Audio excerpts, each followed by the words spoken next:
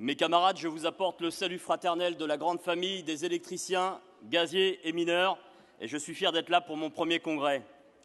La semaine dernière, mes camarades de l'énergie et moi-même avons participé à 2 manifestations.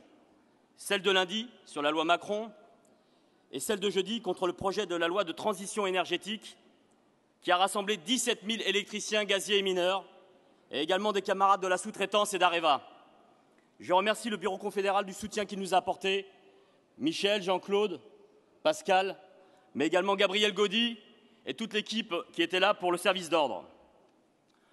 Ma première réaction vise un projet économique, celui de la loi Macron, favorisant une nouvelle fois le libéralisme à tout crin, qui va une fois de plus déstabiliser, voire détruire les droits protégeant les salariés. Les salariés ne sont pas une marchandise, une variable d'ajustement. Vous savez, mes camarades, mon nom de famille traduit mes origines. Je suis fils d'immigrés espagnols. Mes parents étaient des ouvriers. Ils sont venus à une époque contraints par un régime que vous connaissez tous.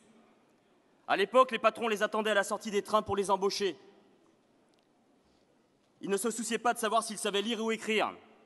Ils avaient de la main-d'œuvre bon marché et corvéable à souhait dans un contexte du plein emploi. C'est à vous que je m'adresse, Monsieur Macron. Je fais bien entendu référence à vos propos tenus auprès des employés de GAD, mais qui auraient pu être tenus auprès de n'importe qui d'entre nous.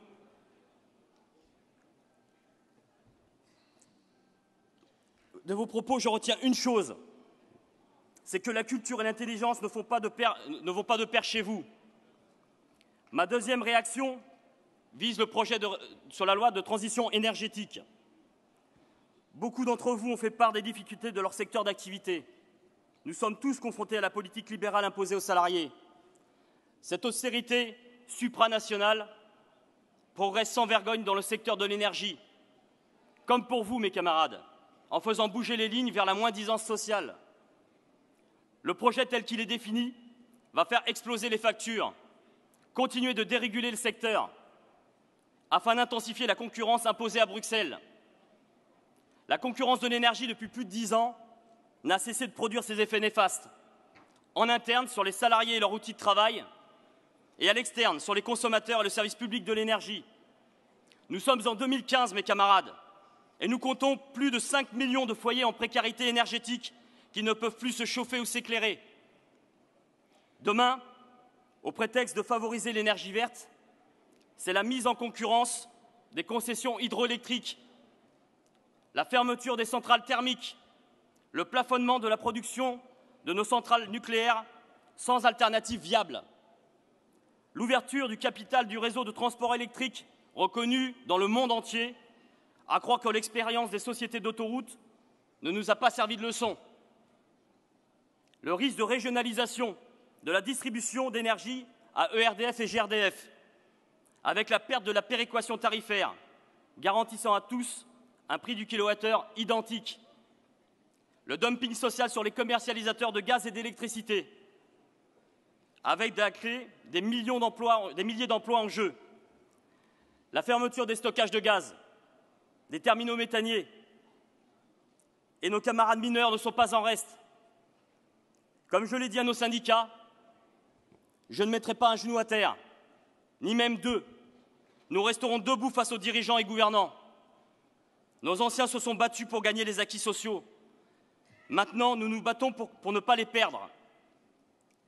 Comme je le dis depuis l'ouverture des marchés de l'énergie, dès qu'il y a des bénéfices, ils resteront publics.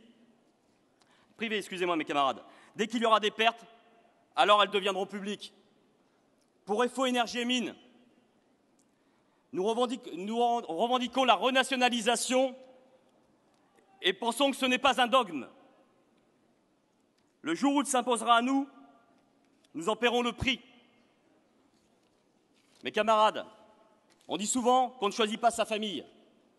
Mais pour ma part, j'ai bien choisi ma famille en étant à Force ouvrière. Et je vous le dis à toutes et à tous, secrétaires de syndicats, d'unions départementales ou locales, secrétaires généraux de fédérations, de confédérations, et à toi, Jean-Claude, je suis fier d'être parmi vous pour mon premier congrès.